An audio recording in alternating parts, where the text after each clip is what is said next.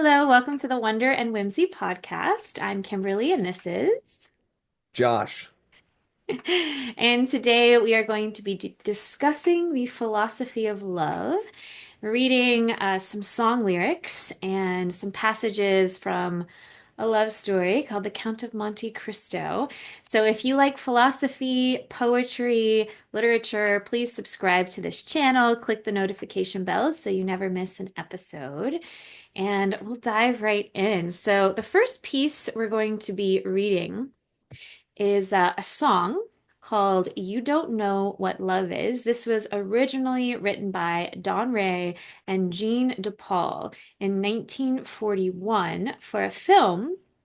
It was an Abbott and Costello film, Keep 'Em Flying. And we are going to be reading the iteration. So, just like many art, many pieces of art, there are various versions of the song. This song has been adapted and adjusted throughout time. So, this is a slightly different iteration. This is from 2001 by Kurt Elling. So, this is Kurt Elling's version. So, Josh, if you want to take it away. Yeah, of course. Just reading it here. I'm no Kurt Elling, so I won't hurt everybody's ears. But the song goes like this. You don't know what love is until you've learned the meaning of the blues. Until you've loved a love you had to lose, you don't know what love is. You don't know how lips hurt until you've kissed and had to pay the cost. Until you've flipped your heart and you have lost. You don't know what love is. And then this is the bridge section. Do you know how a lost heart fears? The thought of reminiscing, and how lips have taste of tears. Lose the taste for kissing. You don't know how hearts burn for love that cannot live yet never dies. Until you've faced each dawn with sleepless eyes, you don't know what love is. And then that last line repeats, I guess, probably after some solos. Mhm. And well, I've never really like read them out loud. They're very, very intense. Yeah. Uh, Reading song lyrics is very different from listening to someone perform the song because so much of what we interpret about the meaning has a lot to do with how the song is performed, who's performing the song. hmm Uh, and as a musician, I'm sure you're well aware. But you like this song because why? Um, oh gosh, yeah, I mean, so the lyrics, like a lot of the older songs are like a little bit cheesy, I think. You know, a lot of American songbook songs like standards and stuff. This one to me isn't that. And like lyrically speaking. And then also for me as a musician, I was always tied to like the actual melodic content, and the way the chords are structured. So as a piano player, it's like really, really fun to play. It's really, really beautiful. So in a musical way, like there's a great synchronicity between the music and the words, Mhm. which like often makes it more inspiring to perform, in my opinion. Yeah, so those are a few reasons. And then yeah, there's just so many good versions of it. Um, yeah, it's just like one of those epic standards that everybody who studies jazz like usually knows this one. I think, or they should. Yeah, I had never heard it before. Well, this version of it before you suggested it. But I love jazz. And the thing about jazz, and this is just my personal experience, whenever I listen to jazz, I feel like no matter what mood I'm in, I can listen to jazz and and it resonates. I used to have the jazz radio station as my alarm because it wasn't too uplifting that it was like annoying first thing in the morning. Um, but it also wasn't too slow that it was like depressing. It was like just enough, the tempo with jazz, it makes me feel good when I listen to it. Yeah, And totally. no matter what mood I'm in, because there's certain songs I can really only appreciate when I'm in certain moods. Hmm. Something about jazz I can appreciate no matter what mood I'm in. So I wish you could actually play this. I But know. Yeah, with a little more prep, I could have been able to, you know. since we're not playing the actual music notes, we can chat about the lyrics and how it relates to the philosophy of love. So I really like that this challenges the audience to question if they really know what love is, because it seems this artist is basically saying unless you've experienced the broad spectrum of human emotion that correlates with love, that love isn't just this happy, warm, fuzzy fairy tale feeling, but that true love comes with a lot of other emotions, pain, Yeah. suffering. So it does pose the question, can we truly know love if we've never experienced heartbreak? Can we Hmm. truly appreciate love if we've never experienced the opposing emotions like pain? So it's an interesting question that it poses. And it also sort of suggests that perhaps love isn't just one state of being, that there's a lot of Mm. depth to true love, that in order to feel love, you also have to embrace the pain, the painful aspects of loving and losing, or unrequited love, of that longing. So I think it's really interesting, and the lyrics really make me think, like, how can you know love unless you've dealt with that heartbreak or heartache?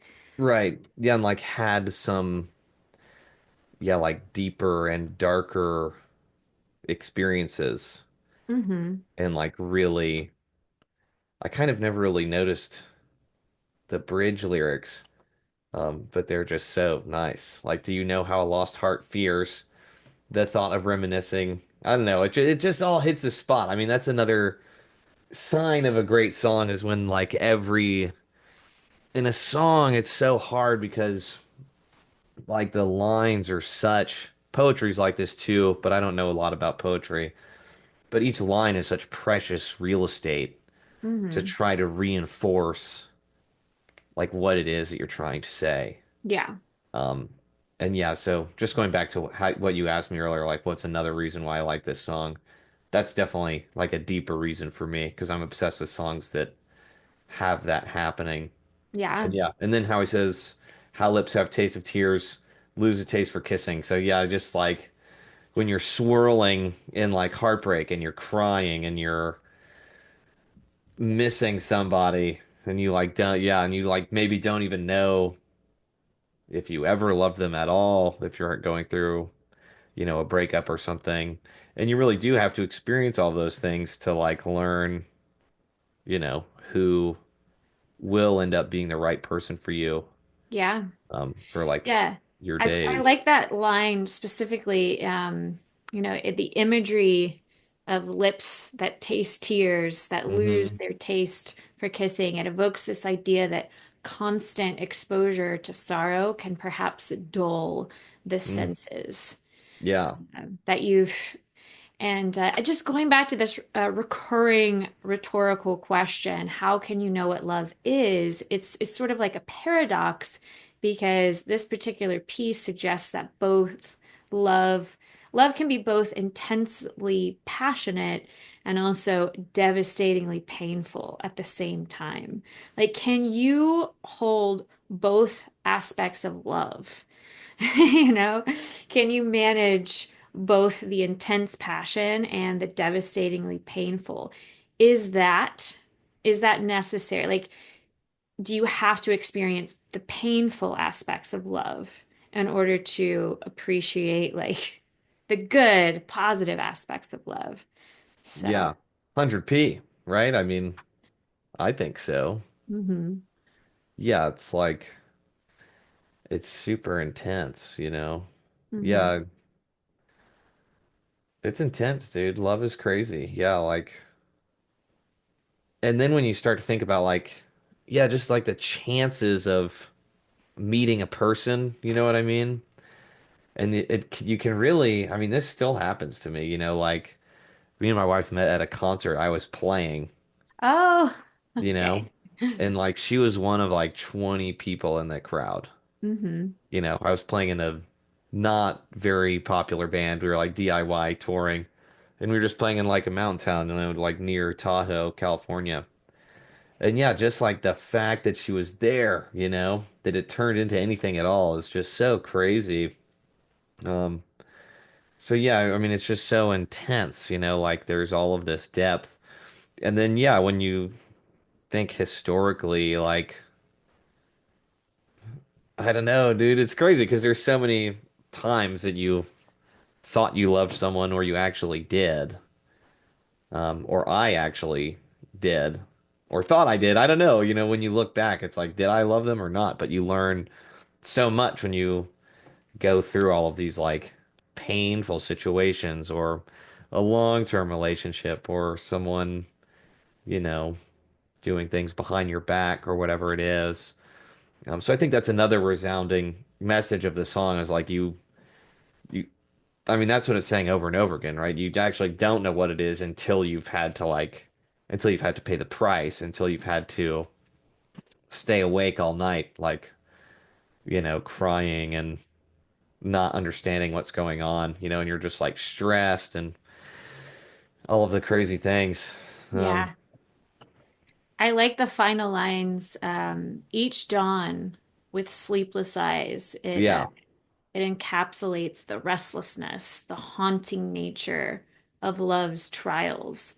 Because when you think of love as almost like a trial, you know, romantic love specifically, it feels as though when you're giving love a chance with someone new, it feels like a test, like a trial. And it seems like love can test us and make us question what we're made of, make us question, is love real?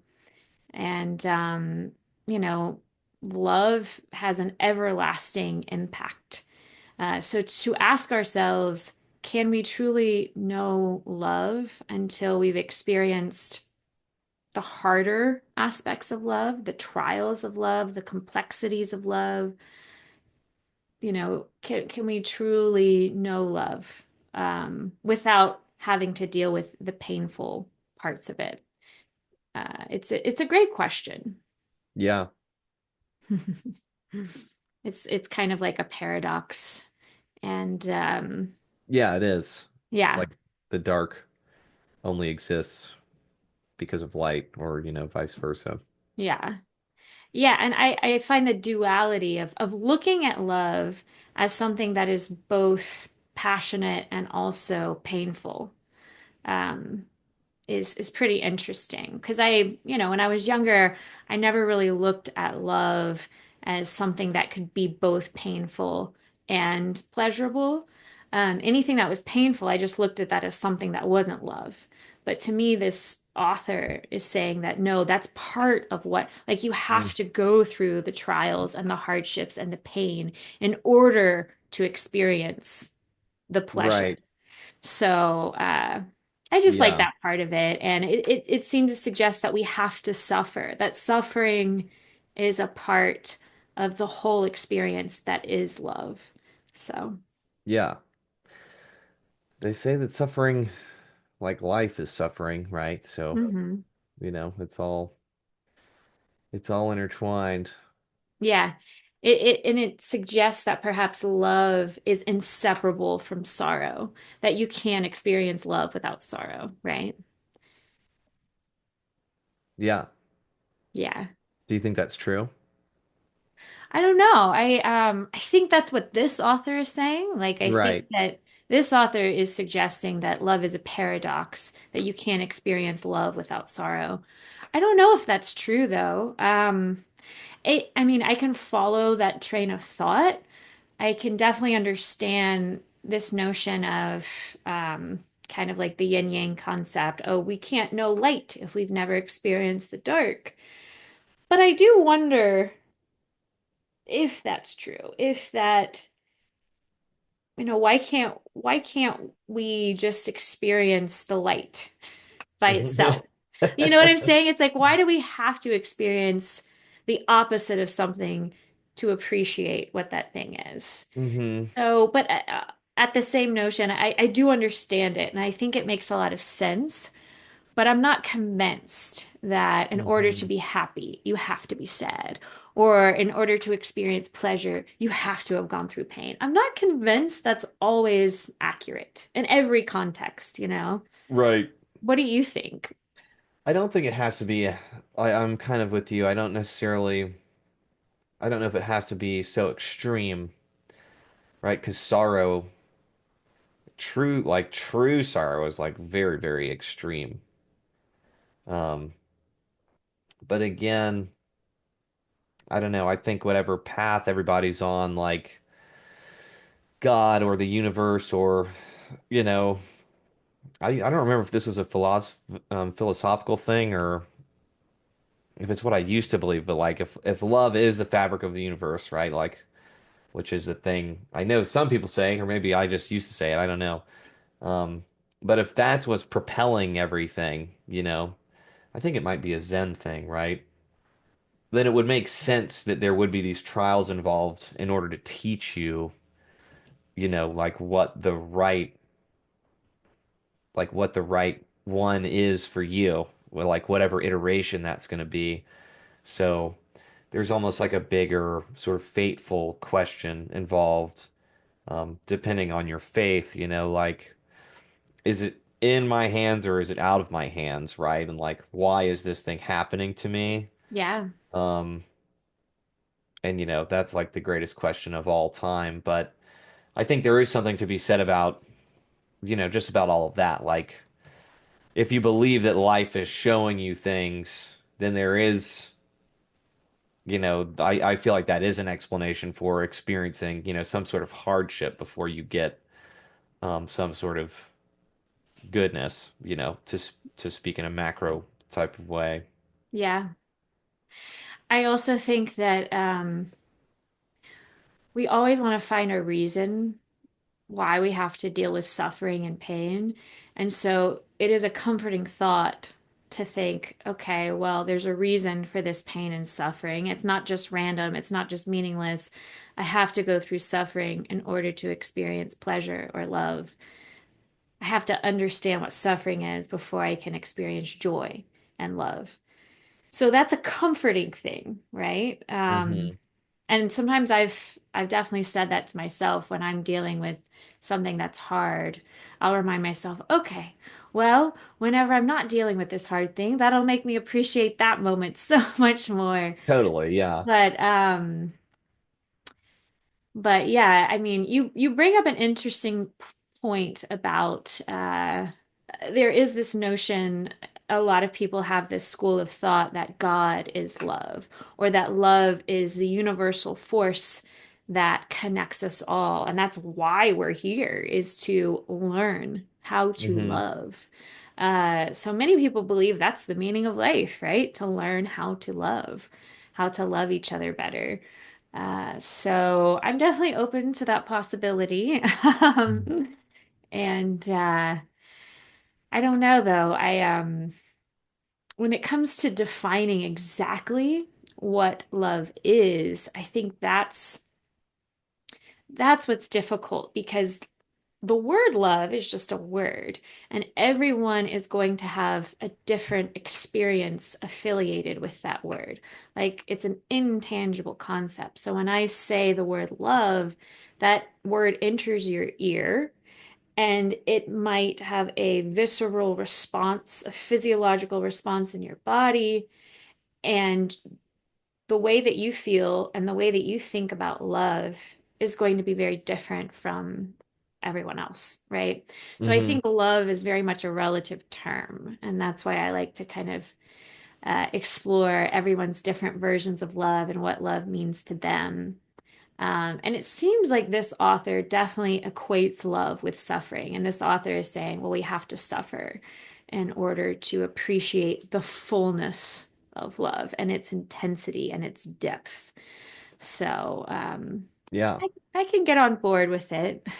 Yeah. This also makes me wonder about, though, and I'm curious what you think about this, when it comes to romantic love specifically.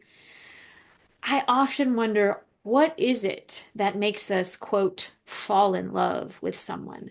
What is it? Is it just science? Is it just literally chemistry, like pheromones, like chemicals? Or Mm-hmm. is it something deeper? Any thoughts about that? Yeah. Yeah. I mean, I don't know. It's a crazy question, like I mean there is I think that it is proven that there is like a pheromones thing happening. And I think that there is a sort of like physiological, mechanism there. Um, and it would make sense that like on an animalistic level, like our body would seek out another body in order to do like, in order to try to successfully, make children, right? Procreate, yeah. So I think there's something to be said there about all of that. But yeah, I mean, I think so much of it, there's like so much chance involved with like, yeah, just where you're at when you meet somebody, how you meet them. I mean, like I was said earlier, I think I got super lucky the way I met my now wife, right? Like, I know a lot of people who meet their significant others like online now, and I think that's, a great thing. I think it's interesting. I think it's kind of crazy, right? Um, but even that, like, there's still like a high element of chance involved because I feel like for you to be open to it happening, there has to be this wild like stratosphere of things in your life. And this is different for each person that's going to trigger, sort of this cascade, right? But yeah, I guess the short answer is I don't really know, but I think it Yeah. really depends. Like you can meet somebody and I don't know, you just broke up with somebody else, so you're rebounding, and so it feels super good for a while, and then maybe it starts to fall off, so it actually was nothing, or actually it was like, oh my God, that's like amazing that I broke up with that other person, and then I met this person, and like, how did that happen? Or I matched with them, or my friend introduced us, or it was like an old colleague or something like that. Like, there's like so many outside triggers involved. Um, and I think there is also something to be said about like understanding yourself and sort of what these, like being able to see the signs that are being provided to you, and however you like to internalize that, whether it's intuition or, um, I don't know, I don't know, I can't think of another word besides intuition, but like being open to a situation happening, you know? Mm-hmm. I know a guy who's like, this is kind of like chronically dating, and that's what he wants. But I'll ask him every once in a while. It's like, are you seeing anybody? Like, are you actually seeing a person Yeah. instead of many people? And he's like, yeah, there was this one girl, but like, she just didn't. I thought it was really great, but she doesn't want like that serious thing yet.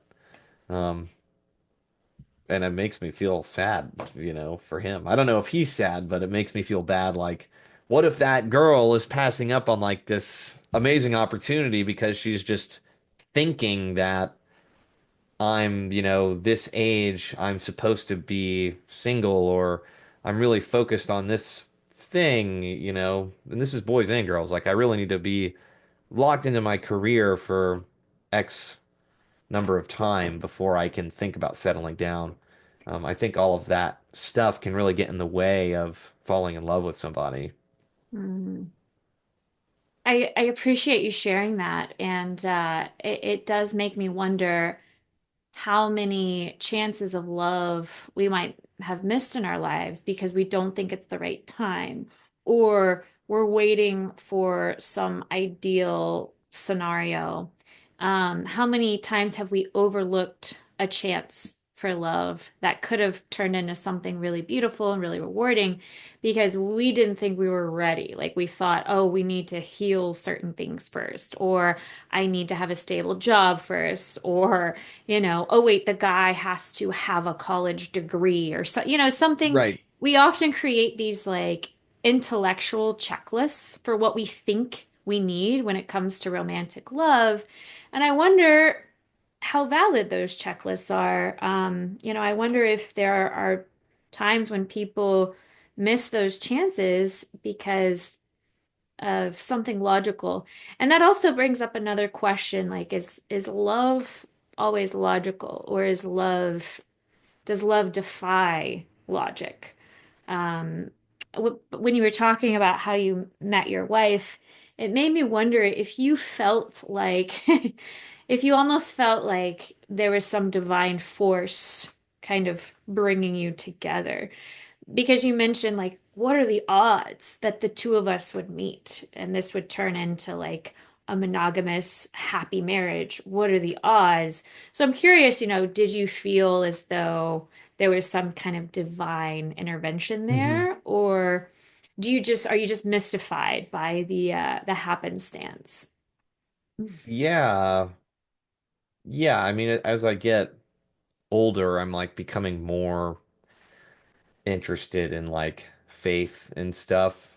I mean, I don't practice any religion currently, but it is super interesting. I feel like as you get older, you just tend to look back at your life and you're kind of like, that was a crazy situation, like there has to be some other element at play here, right? Mhm. But yeah, so this thing is very much that, like, we have like our 3.5-year-old daughter, right? And it's like Aw. when you just looking back to that time, right, when we met, like, we met, and I mean, I didn't think she was interested in me at all, right? I don't actually think that she was, somehow she actually liked the band's music, right? I mean, maybe that's the first positive sign, that it was meant to be. But she actually liked the band, so she just stayed in touch with us. And that first night that we that we met her, I mean, we're all like, it was all guys in the band. We're like animals. We're like everyone's hitting on Kelly, right? Everyone's trying to peacock, if you will. Um, but yeah, I mean, I thought she was super cool that night. Obviously, 90% of that is like she was into our music. That's awesome. It was like a hot person enjoying our music. And then she kept on coming to see us, and then I guess as we talked more and more, because I think she told me she thought I was like a bit of an ass, like the first time we met. And I have that. I notoriously have that effect on people. So, That's um, funny. just like the way that I sound often comes across a certain way, right? So, um, I mean, we just met, so you don't know that yet, That's what I maybe, was but thinking. I was like, oh my gosh, this ass. Why did I want him on this podcast? No. why did I Um, bring this guy? So, that's yeah, I definitely not, mean, I mean, I'm not getting that vibe, but this is also a different scenario. So it yeah, is interesting you bring that up because a lot of times first impressions are just not on point. yeah. You might have a certain inflection with your voice that people misinterpret as like condescending or something, which I is still get in trouble for it. I'm working on it, but I still get in trouble for it all the time. So yeah, I mean, I think it was, you know, it's crazy that we met. You know what I mean? Like it Hmm. feels like an act of God to me, or whoever, or whatever, or this, or spirit, whatever you want to believe. But um, yeah. So it does feel that way. That's interesting. Look, I mean, at the time it didn't, right? Yeah, but looking But back, looking back, it kind of like it yeah, definitely looking, seems like yeah, yeah, because because looking back, it's like there's so many, my life just started like spilling forward, like the closer we got, basically. So, um, yeah, things started to feel more right. Um, like the stars aligned. yeah, yeah, like we met. Um, I mean, things were crazy for a while. We moved in together when the pandemic started, but Oh, that's not easy. no, it was crazy. We were in San Fran, little 500 square foot apartment. The Oh wow. ultimate test. I So, mean, if you survive COVID together, I think that is a test of love it's a for good sure. sign. Yeah. Um, and then yeah, we, had our daughter, and then like I found my job. So there are all these things along the way that always, when I think about all these things happening, and I always go back to that night in Tahoe, and like she almost didn't go to the show, like she had to convince her, she was with her cousin or a friend of a cousin or something, to like go with her there. And it's wild, like it feels silly to call it a coincidence, but maybe that might be there's like a personal element, so, and almost like a selfish element to say that, because, whatever, but it feels too crazy to me for it to be a coincidence. So, Yeah. Yeah. Maybe it's serendipitous. Maybe it is divine force pulling you together. I love hearing stories like that. They're so fun and they're really Mhm. like life affirming, you know. One of the other things this particular song makes me think about is how oftentimes relationships in the past um, kind of teach you what doesn't work, right? Mm-hmm. If you Right. know, if you've experienced pain in the past, that helps you recognize a healthy, loving relationship in the future.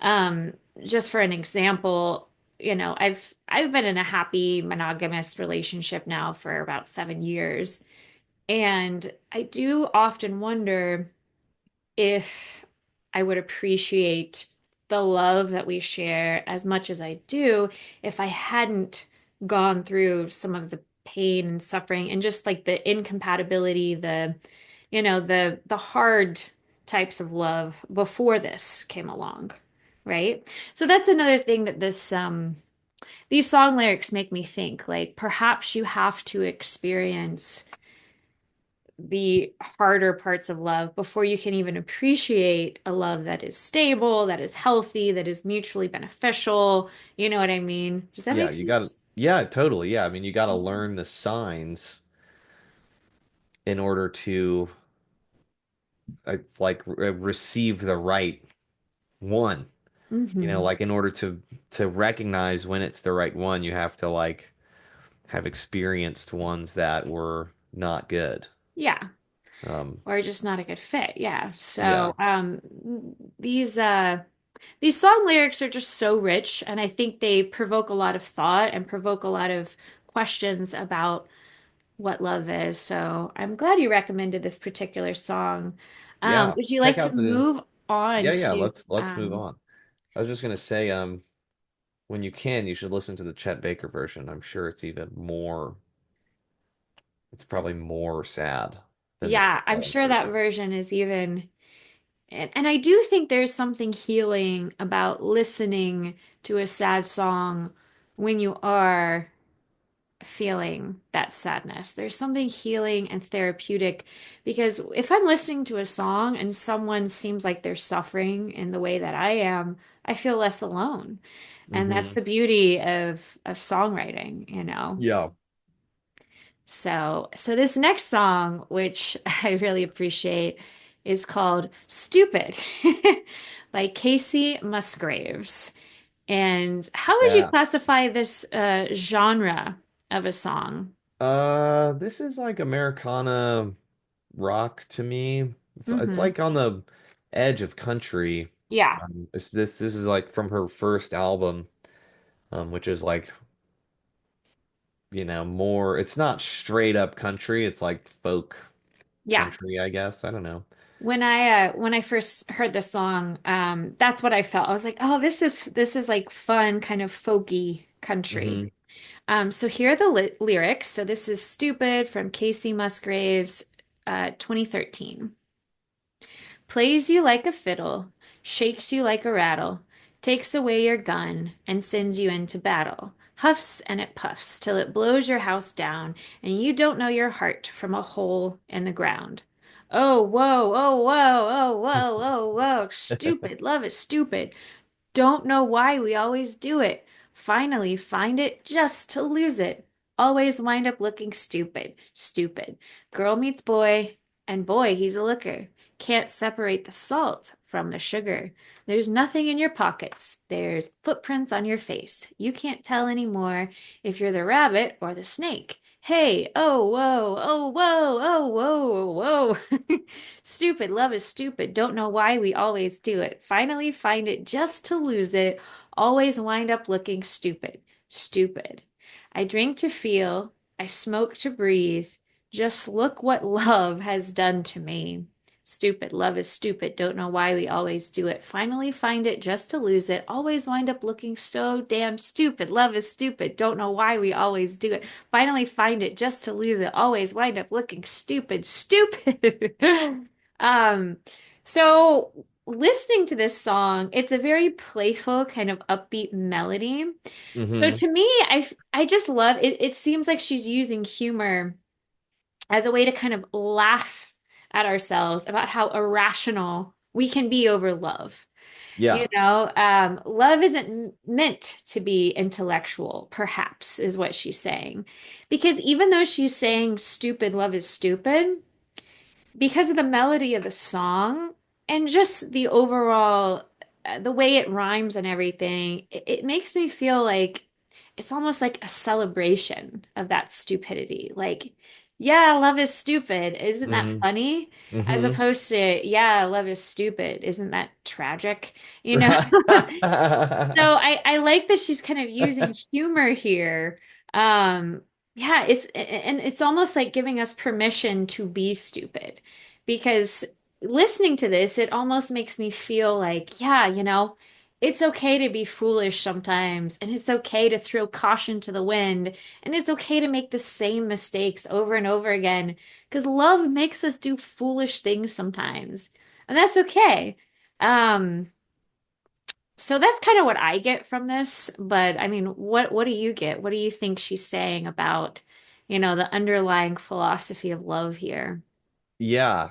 Um, I love that. I think you're right in many regards. And again, this is another song where like the best songs will strike different things in different people, right? So it's like, I don't know. I mean, this is fun to just like look at the lyrics instead of listening to them because it kind of hit differently. And in the first verse, it is super playful. She's using all of these like very popular like nursery rhyme style lines, which is like huffs and a puffs till blows your house down, Yeah. plays you like a fiddle, shakes you like a rattle, like a baby. Hmm. So yeah, there's this funny like matter of fact element to me, which I really like about it is it's kind of just like this is going to happen. It happens. Maybe it happens every time or not, but it's going to happen, like, because love. will do this to you, kind of no matter what. Also, it's interesting how she says she uses the word stupid at the beginning of those choruses, saying stupid love is stupid. So there's almost room to say like that she could just be qualifying like one type of love. She could just be qualifying like stupid love is stupid. Yeah. So like the Not wrong all love love, is yeah, stupid, but like the wrong love, or like something, when it's not working, it's stupid. So I think that's happening here too. hmm And when I started spinning this a lot in the car, I just have this isn't necessarily related to love, so steer us back when you can. Well, I mean, it kind of is because the whole song is, but the words in the bridge like almost blew me out of my car, dude. I just think I think they're so sick, dude. I just think they're so cool. Like, I drink to feel, I smoke to breathe. Just look what love has done to me. It's so intense. And it's also maybe the reason why I like it so much. It goes back to the point you were saying is it's like this song has this comedic element happening. And then she says this incredibly serious, super serious thing. Um, yeah, and just like the imagery of those words is striking to me. yeah. Favorite moment of the song right there. I think those lyrics are quite profound, and I think many people, especially in like modern American society, could probably relate to that. You know, a lot of people, back when I was working in the corporate world, everybody was just trying to get through their job every day just so they could get drunk on the weekend to try to like feel something, right? Right. Because they're so detached from their feelings and they're just in this rat race and they don't know how to experience joy. So they just drink to try to feel something. I smoke to breathe. I think that's really interesting because I mean this is an example about using substance in an unhealthy way, right? But Totally. it's just so ironic because obviously smoke is not healthy for your lungs, but for people who smoke, it feels like a breath of fresh air to them because it's the one thing that kind of relaxes, their mind. hmm So I think those lyrics are very relatable for a lot of people in like average American society who just keep repeating the same mistakes when it comes to love and who Yeah. often feel disappointed by love. And I'm sure if you're over the age of 30, you've definitely felt disappointment in love at some point in your life, right? So, to me, this makes me laugh. And I think with comedy, the reason why comedy often makes us laugh is because we're laughing at the truth. And it just reminds me of the times in my life, like when I was younger, where I would just feel so stupid for trusting that this thing called love could emerge out of this like stupid situation, like stupid, stupid, stupid. Right. That's kind of like um so I love the repetition of the word stupid. hmm So Yeah. I mean, yeah, it's just so relatable.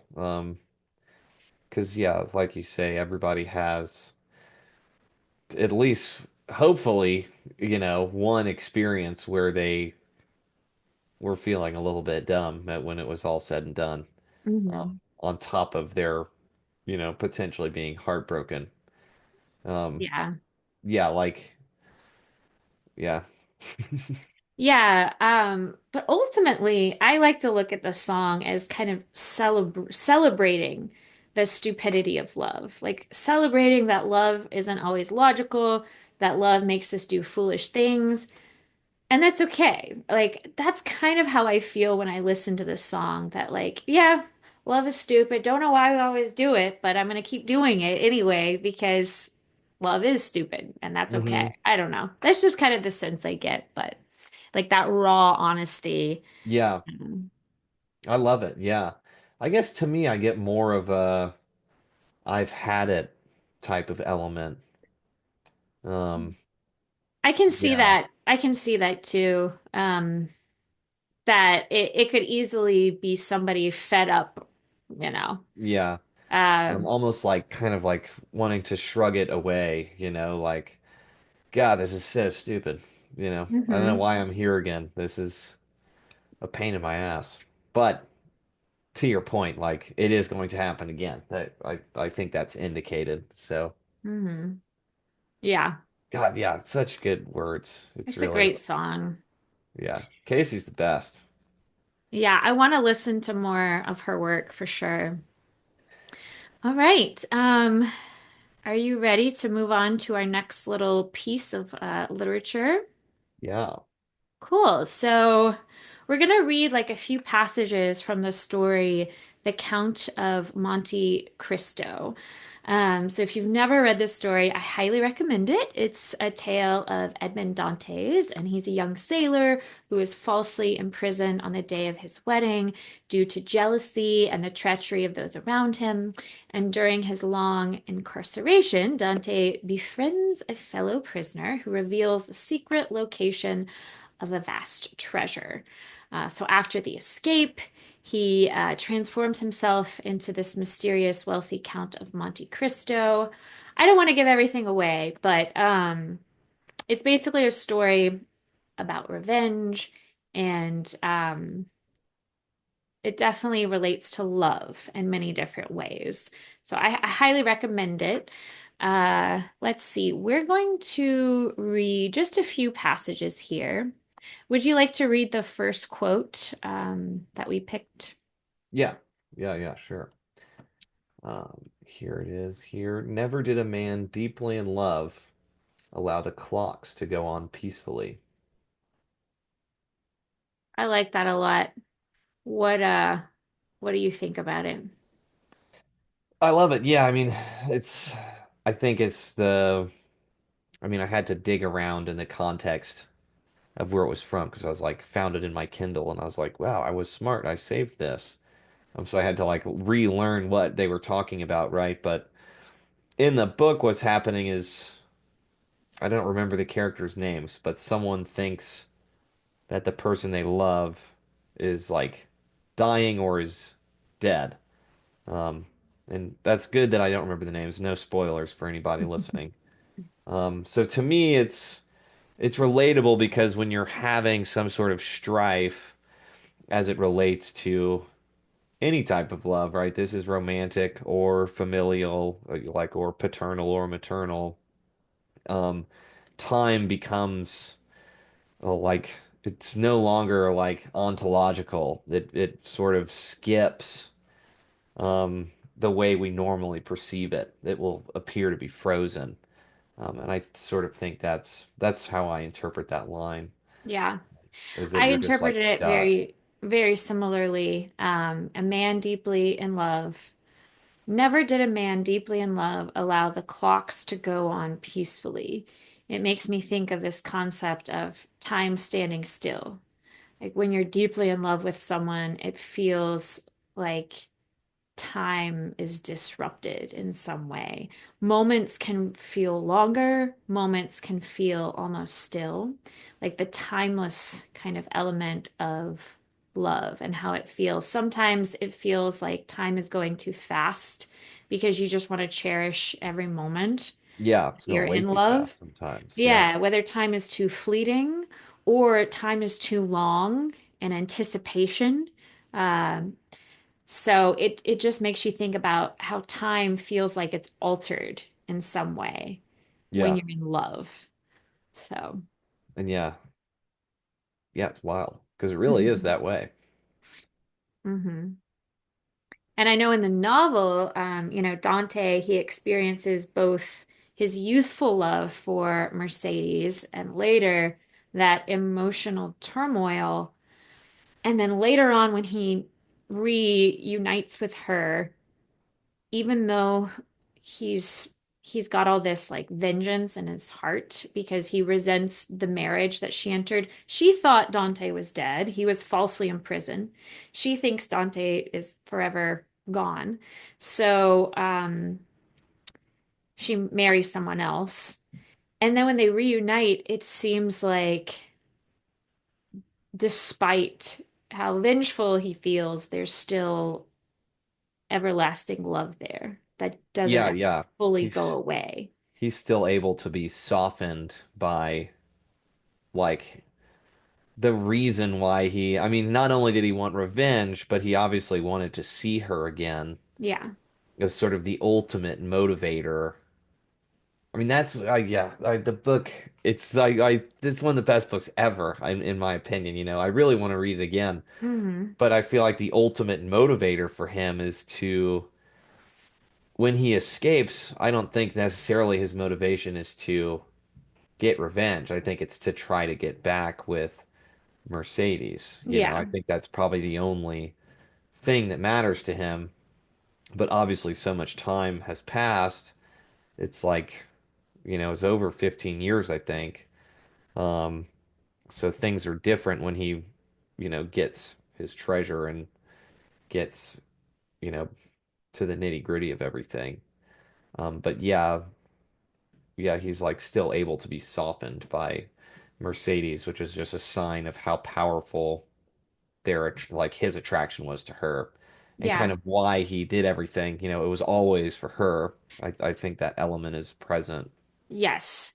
Yeah, from an objective standpoint, his behavior can seem like vengeance, but it's all motivated from his love for her. He wants Hmm. to see her again. And it's clear that there's still love there. That love has, stood the test of time. All these years have gone by, and there's still some love there.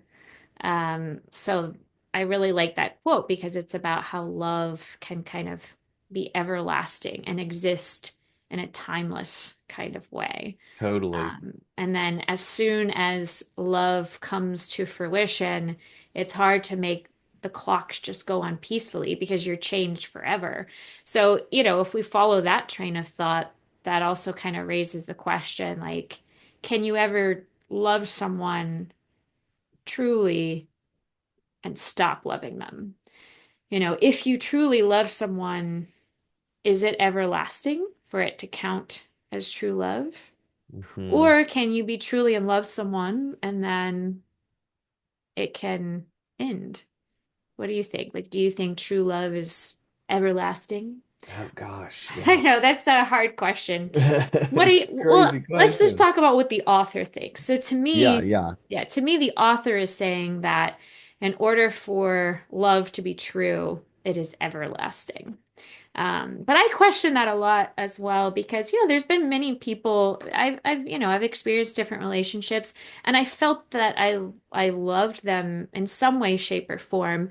And every type of love I experience is different with each person. And I do wonder, like, will that love always be there, even if that the feel like if I were to see them um again? With those same feelings, with that same connection, with that same, what we call love, would that still be there despite all the time that had passed? I don't Right. know. I don't know. Yeah. It's definitely yeah, it's definitely a good question. And it's just challenging to consider. Yeah, because everything is there are these different elements, like because when you have those other situations with other partners, like there were still good things about them, even though it ended up not working out, and whether or not that was a not good ending or, maybe a peaceful but mutual decision to no longer see each other or whatever. There Hmm. are like different elements at play there that it's just like different people, so it's going to be different than your next relationship. There's going to be different elements at play. So yeah, it's romantic for sure to say yes. It has to be if it's true love, it will last forever. It's more powerful than time. It has the ability to essentially make it as if time doesn't exist, that you would see this person and it would be as if it was day one again. Hmm. And that element exists in this book. Um, I don't know if it exists in reality. I think it's hard to put a pin on it because you also want to protect what you have if it's working. So you might fight, you might fight against a feeling.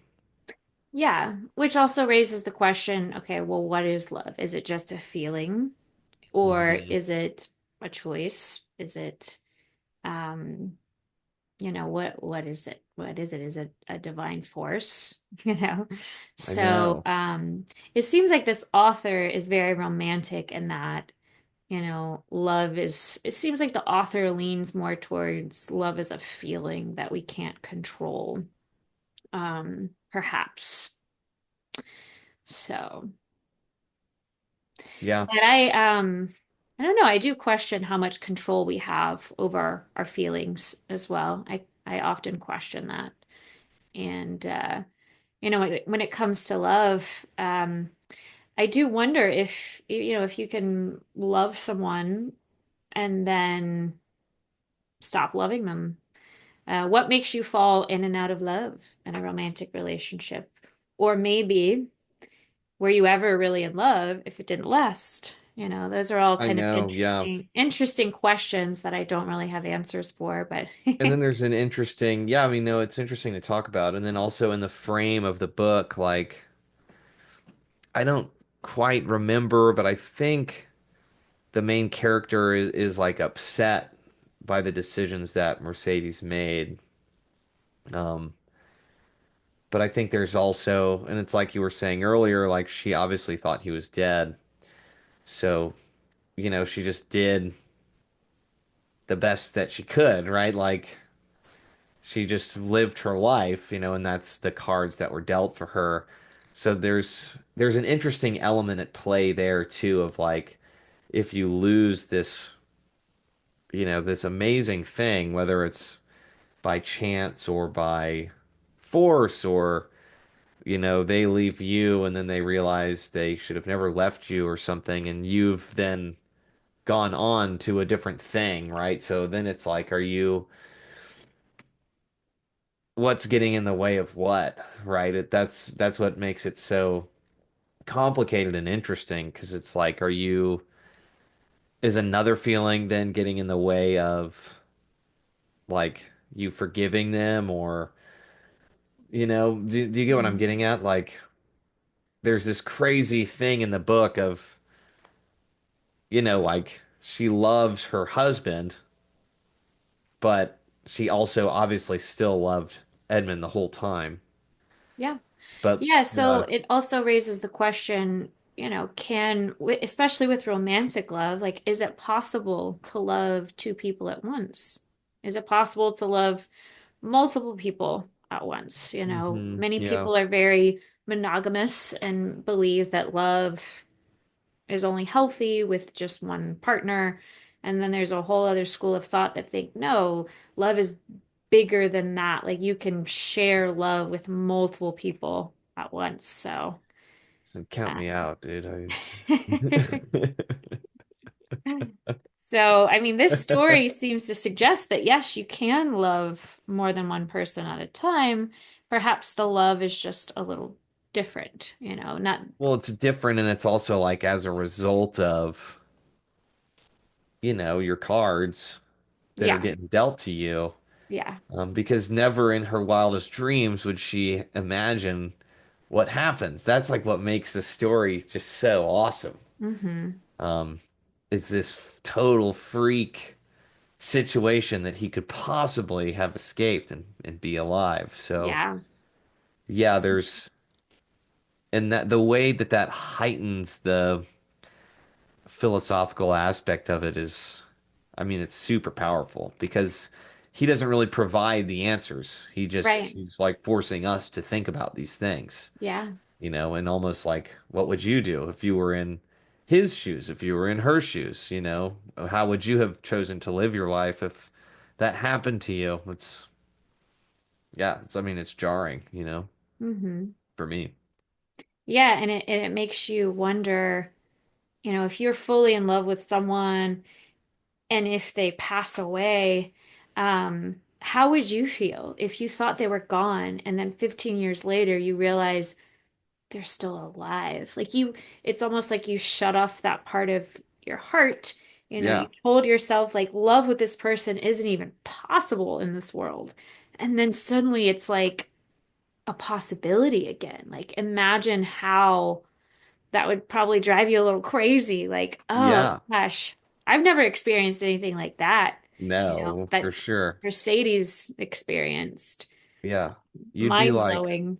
my life, like my whole life is a lie. That's how it would feel. Yeah. Um, yeah. Let's uh let's move on to this next little quote here, which I also think is great food for thought. Um, and Villefort, without seeking any further explanation, and attracted towards him by the irresistible magnetism which draws us towards those who have loved the people for whom we mourn, extended his hand toward the young man. I like this quote. It highlights the deep and almost instinctual bond formed between people who share grief over a loved Hmm. one. And I think grief, when you see someone grieving for the same person, and this is someone who's not an emotional person, right? But at this time, it's an instinctual thing to reach out. So I think it's a really beautiful part of the story. What do you think? Yeah. I love the expression, like that there's almost this, it's not talking about like romantic love in this particular moment. It's more like familial, like family, um, almost like camaraderie, like extending the way you would extend your condolences to somebody, um, especially if they were. It's such a great quote because if like the way you would extend your condolences to somebody who's mourning for someone that maybe they are like romantically involved with that you may have loved in a different way. Hmm. Um, and it's just sort of highlighting this other shade of um, relationships between people in the way that Hmm. we like express our condolences or even our gratitude. Yeah. It seems to suggest that sorrow creates this unspoken connection and that we're limited in our vocabulary. How do we comfort someone? How do we show that I understand what you're going through with this grief? Sometimes words alone don't. It makes me think of like being at a funeral and, loving someone that passed and having people around you and that that they loved the person too. It's so hard to find the words to um communicate like I understand what you're going through. I'm in pain just like you are. I feel your pain. So the easiest way to kind of express that connection is just by reaching out, just a physical gesture that's Hmm. beyond words, because you don't ever really, I never really have the right words to comfort someone. I hate all that. Oh, my thoughts and prayers are with you, or trying to like sugarcoat the situation to make it easier. I hate words. When it comes to like trying to help people grieve, I think just a simple physical gesture can mean so much more because it's expressing that unspoken connection and that agreement that I see you, I recognize you're going through the same grief I am. So, Yeah, I agree with you. It's a hard situation to navigate. mhm. Um, But it also, on a more positive note, it is sort of a reminder that because the character who's reaching out his hand isn't someone who's very emotional, touchy-feely. This is a very like intellectual, hmm. logical person. And so this moment sort of reflects that the power of grief and sorrow can override logic, and sorrow can actually bring people together. Like for instance, with COVID, I mean, everyone had different experiences with that, but a lot of people were gr experienced grief with the whole COVID thing, which actually brought people to, it created more unity because we were all dealing with that. So in a sense, this depicts a moment where grief and sorrow can actually bring people together and cultivate Hmm. more unity because it's a reminder that, we all deal with grief at some point and sorrow, and that's something we can all relate to. So I think it's a really beautiful moment of the story that depicts a different type of love, like you said, not romantic, but sisterly love, brotherly love, friendship love, which is just as important. So, Yeah. Yeah. It's epic. yeah. Any other thoughts about that particular quote or No, I think we got through it there. so we have one more quote here. Um Moral wounds have this peculiarity.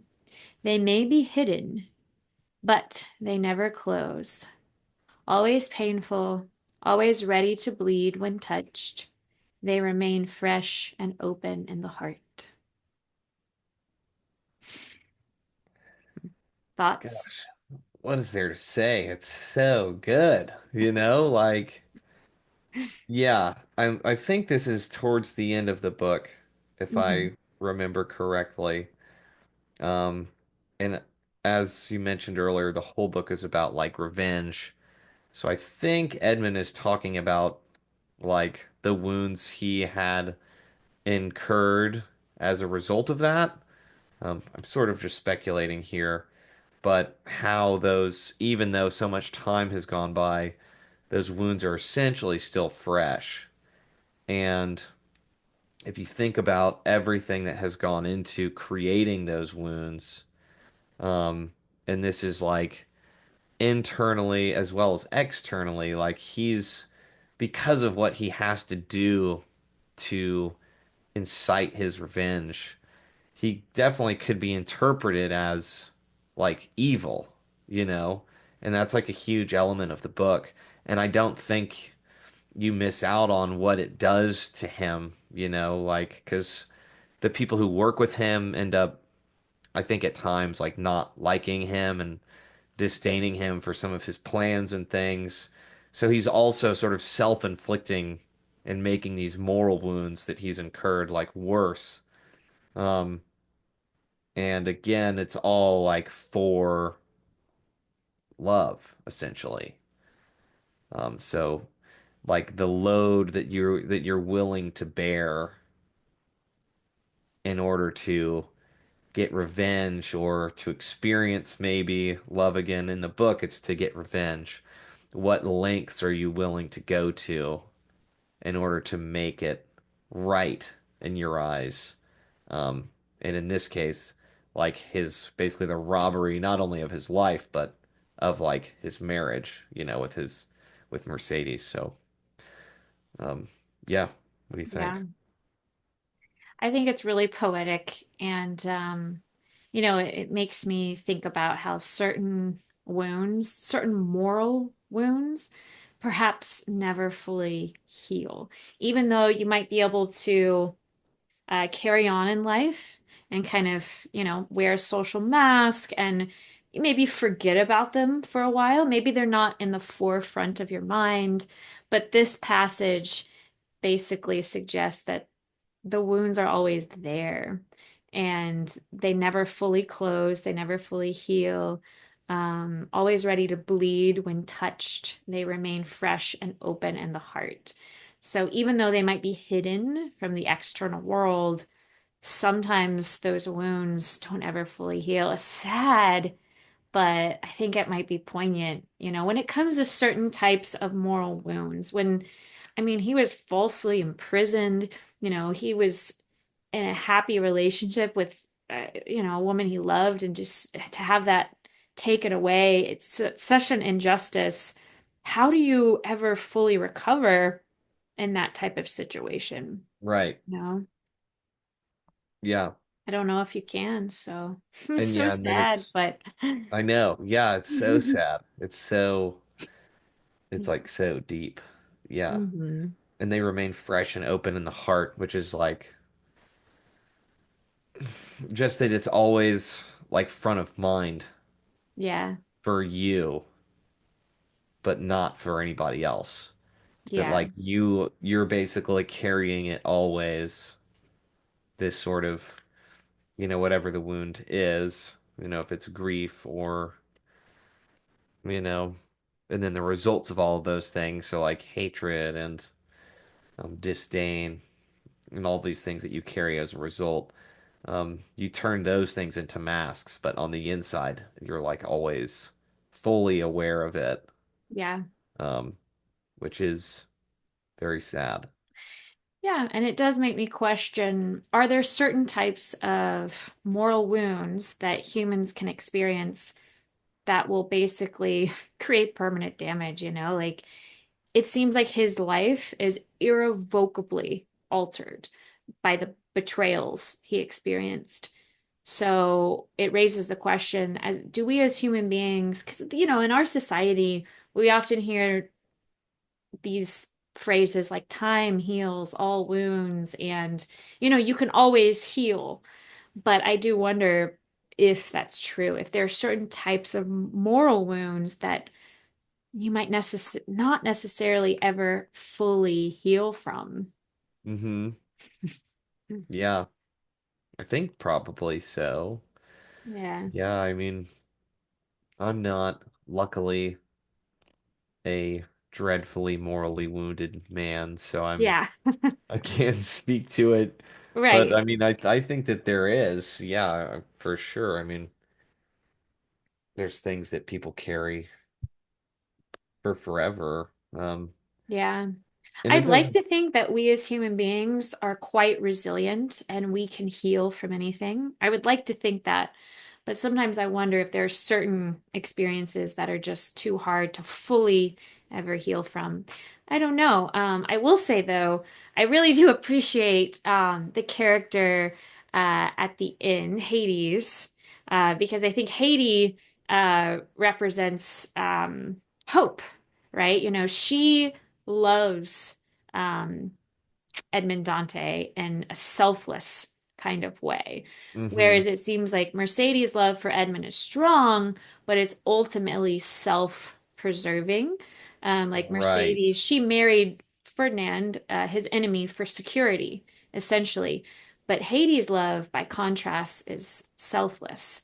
And she follows Edmund despite his dark path and demonstrating a love that is pure and unconditional. So I do really like the character of Haiti because she represents sort of like the beacon of light, the hope. And then at the end, it suggests that, okay, maybe he's going to give that love a chance. So I Right. like the ending. Yeah, and the possibility that somebody so like irrevocably damaged could still find someone who will like love them for who they are Yeah, is super, super powerful. very powerful. Um, yeah. Yeah, Yeah. which brings up this notion of, okay, because oftentimes in our American society, we hear things like, oh, well, you shouldn't enter a relationship unless you're fully healed. But it's possible that someone might love you anyway, because most of us have some types of wounds, some of us more severe than others, right? I don't think I've ever experienced trauma to the point where I couldn't open my heart again. But some people have, and this notion of like, oh, I have to be fully healed before I enter a romance. I don't know if that's necessarily true. I think that you can meet someone that can love you despite your traumas, or, even though you're still healing, perhaps they can help you heal. And hopefully in some way you can help them heal too. Hmm. But yeah, so that kind of raises that question too, like because you hear these ideas, these phrases, two halves don't make a whole. right? You have to be Right. a whole person. But then I ask, what does that even mean? Like, what does it Oh mean to be a gosh, whole yeah. person? Like, I don't know. I'm kind of with you. I don't necessarily subscribe. I mean, I think one of the best things is to find someone, slight pivot from the book, but to find someone who will like really push you in a way that it's hard to describe, not necessarily that's comfortable for you, but in a way that I mean, not that it's comfortable for you. They can push you in a way that they won't like anger you or something like that, but they can push you out of your comfort zone to help you grow into a more, I guess sustainable, fuller version of yourself. mm, Because there is no whole, like, what is someone talking about? Like, you have to be whole to have this thing. Like, I'm never whole, Like, I'm constantly trying to learn and excel and become a better version of myself. And someone who like always agrees with me and doesn't see my flaws, that's not the person who's going to who like help me further enhance my self. You know what I mean? Like you yes. have to find someone who's going to push you sometimes in ways that like you don't want to be pushed, in order to continue to realize like this is what I have to do to be the best version of myself I can be. The best dad, the best husband, the best Josh. Um, so yeah. I appreciate so much of what you just said. One, this notion of perhaps human beings aren't whole, and maybe we're not meant to be whole, because if we were whole, why would we even have this need to connect to someone else? Why would we have this need to share love, to be social if we're whole without anyone else? Yeah, what Then would why would it's we even need other people? Um, and I also I appreciate a lot of what you said when it comes to, you don't want to date someone that's just like you. That's basically like narcissism. I think hmm some of the healthiest relationships are often complementary opposites. So perhaps qualities I lack, he makes up for. Perhaps qualities that he lack, I make up for. And together, we're more complete. Together, we bring out the best in each other. I think those are the healthiest relationships. And like you said, to your point, you use the word push. I typically think of it as like challenge. Like hmm I prefer to be with someone who challenges me to grow into the best version of myself versus someone who's just stroking my ego and telling me I'm perfect just the way I am, you know? Right. Yeah. Because Yeah. I feel like if you look at life as a constant journey and a constant learning experience, then you're always going to keep growing. But if you look at life as like, nope, I'm whole now. I've figured it all out. Well, then maybe that means you're going to stagnate, you're going to stop Yeah. learning and stop Yeah, I growing. mean, what's the point then? There's no more point, Yeah. like it's yeah. And no one, I don't know. There's just so much to do, like I was painting with my daughter today. I don't know how to paint, and I was just for so it's good for my brain. I was just like painting with my left hand, and I was just sitting there. All I was doing was just painting. Like I was painting nothing in particular. I was just painting with the color blue, and it just felt amazing. You know what I mean? I was like, I don't know anything about painting, and this is like amazing. Like I could do this like the whole day if I wanted to.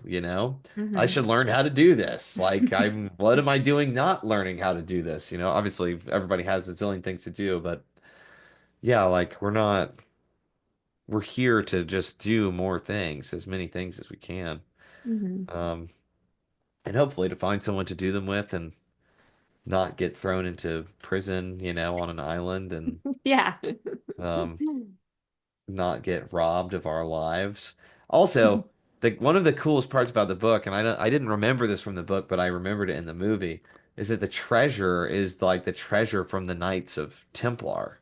Oh, which is really? I I forgot don't about that part. I don't Okay. know if it is that in the book, but in the 2024 movie, that's the I mean, I think that it is in the book. And it's just so it's like such a cool way to infuse that like historical, very mysterious treasure, you know. Everybody knows about that. People are like probably still looking for it. People have been looking for it for hundreds of years. It's such a cool, yeah, not love Yeah. related, but just another reason why everyone should read the book because it's so good. Yeah. So if you haven't read the book, I highly recommend it. It's a great story and it makes me want to watch the movie again. Not the most recent movie. I heard that wasn't so good, but the one from I think 2000. I think it came Oh, out in 2002. yes, that one. I need to watch it again too. I watched the 2024 one and I did enjoy it, but when I was rereading like through quotes and stuff, I realized that some of the story was enhanced and different. Mhm. And like they added some elements. But yeah, I gotta watch that early 2000s one. Yeah, it's a great film. I love films like that that can take something like the written word and adapt it into a film and still be very effective. Hmm. Because that doesn't always happen. Sometimes you take a piece of writing or someone takes a piece of writing and you see the film and you think, oh gosh, I wish they hadn't adapted this into a film. But the 2002 version of The Count of Monte Cristo is not like that. I think it's a great adaptation. So I recommend watching that if you haven't. But if you haven't read the book, I definitely recommend reading the book first. Yeah. This was a lot of fun. I mean, any final thoughts you'd like to share or about love or the philosophy of love or any of the texts that we've kind of examined?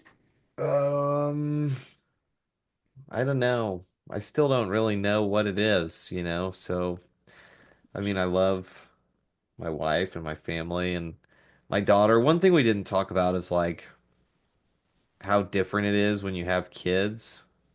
Um, Tell me about that because I don't have kids of my own and I'm not married. yeah, I have nieces and nephews and I work with kids and I teach kids yeah, ballet and I entertain kids as like Disney princesses part. So I'm around kids all the time, but I don't have kids of my own. So I'm very curious how that changes your belief about love and the philosophy of love. right. Yeah, I mean, we did a really good job today, like avoiding cliches, I think. Um, all to just bring it here in the end. But I mean, everybody says, you know, like when you have a kid, it's just a different thing. And yeah, I mean, another related thing to love, I think, is like what is true happiness. And maybe if you have like a happiness month on the podcast, I'll come back. Because, you know, some of my favorite more modern philosophers talk about that, like Sam Harris, Jordan Peterson, Hmm. um, often talk about like think of a moment that you were truly like actually that you know 100% that you were absolutely happy and what were those circumstances. And for me, you know, when I got married, that was one of those moments like that specifically like my first look, like when I saw my wife in her dress, you know. And then Oh. another moment even more powerfully is probably when our daughter was born. Hmm. And it's just this like immaculate, absolutely, completely insane situation. I mean, you're in the hospital, you've been there for everybody's story is different. We were there for like 3 days, and finally the baby is born, and it's like I mean, it is inexplainable, you know, there's no way to avoid the cliche, but it's a totally different like this baby comes out and you have all these expectations about what is it going to feel like and it doesn't feel like any of these things and there's just this new like I would like die for this little baby feeling now and like you know actual tears of joy, right? Like I it's crazy to think about how powerful that emotion is. And then yeah, I don't know, it's very where all the other types of like love are easy to describe. This one remains, and I'm still like a young parent, right? But this one remains inexplainable to me. It's just unlike anything in life because there's so much, maybe because there's so much at stake in a way. So you're just, and you also like, no parents know what they're doing, especially with their first kid. So there's this hilarious element of like, you're just winging it at all times.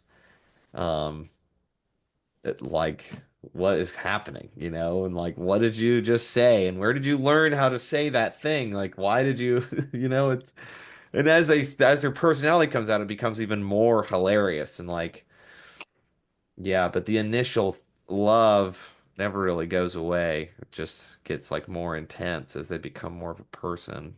Mm. Um, and yeah, you would do anything. Like, hopefully all parents are like this, but you'd do anything for your kid. Um, yeah. Yeah, so I that's really sweet. I appreciate you sharing that. And it sounds to me like what you're saying is that the love that you feel for your child was just so unexpected and uncontrollable. Like it seems like you can't help, like you can't control it. Like you can't help but feel this just powerful emotion that there are no words for, you Hmm. know, Yeah. that you would do anything. It's interesting too, though, like they did studies recently. Um, I don't know how recent actually, but the woman's body obviously is experiencing all of these changes Right. because they're having the baby actually. Yeah. But the man, I think, what's the love chemical? Is it serotonin? Oxytocin? I think it is oxytocin. Okay, you're right. So when the woman births the baby, her body releases, like a large amount of oxytocin. Yeah. And the reason for that is to like instinctually, it's so our body is basically making us love the child, right? So Yeah. they did a study because for a long time they just assumed that the dad didn't experience this. But they did a study recently and they measured the oxytocin levels of dads who were like in the birthing room, or maybe not even. Maybe it was like measured afterwards. I don't remember. But the dads were experiencing the same hormonal oxytocin release as the mothers. Yeah. So there is like a physiological, evolutionary like explanation for, this sort of unexplainable thing. Um, Yeah. which I just when I learned that I was like, that's so cool. Like that's Uh, what happened. It's yeah. super awesome. Yeah, I know some people that think, "Oh gosh, I shouldn't have kids because I'm not a very like natural, selfless person. I'm not naturally a very nurturing person." And then I remind them, psychology with my minor and in my childhood development psychology classes, they would talk about how science takes care of itself when you become a parent, as long as the father can hold the baby when it's born and see the baby's wide forehead. If the father can hold the baby, chemicals are released that make you feel that attachment, that bond, Hmm. that connection. Same thing with the mom. The mom needs to hold the baby as soon as possible for those chemicals to be released. And then it's just instinctual after that. Science take cares of it. So it's like you can't help but love your child. Now, I know there are circumstances where that's not always the case, but I think Yeah. like 90% of the time, it is fascinating the science behind that and that what brings that out in you, that devotion, that selfless love. And I'm sure it's unlike any other type of love that you could feel for a friend or a different family member or even a romantic partner. I'm sure like being a parent is unlike any other type of love. So Yeah, thank you it's for sharing wild. all that. That's really Yeah, totally. sweet. And it's also interesting how it makes you see your partner as well. There's like an element highlighted there, which is interesting. Yeah, I'm sure it changes the way that you love your partner Hmm. because you've created life together. Yeah. Yeah, it's just Like, like that's amazing, you yeah, know? yeah, it's So, wild. yeah. Well, cool. Anything else you'd like to share about the philosophy of love before we wrap things up? I got nothing else. Well, Nothing I else appreciate you today. sharing some of your personal stories and I love the songs that you picked. I think those were great food for thought. Yeah, I still keep an open mind about this thing called love. I think it's kind of a magical mystery to me, and I love that we have a word to describe love, you know. Hmm. But I feel like it's this ever-evolving kind of mystery that is a beautiful thing, and I'm glad that it exists. So, Yeah. so if you're listening from home, comment below. Let us know what you think. Let us know what you think about the philosophy of love. Um, or if you read The Count of Monte Cristo, if you have any thoughts about that or any thoughts about those song lyrics, we'd love to hear from you. Join the conversation. And yeah, stay curious, stay open-minded, and stay in touch with love. All right. Well, signing off. Take care, everyone. Thank you for listening.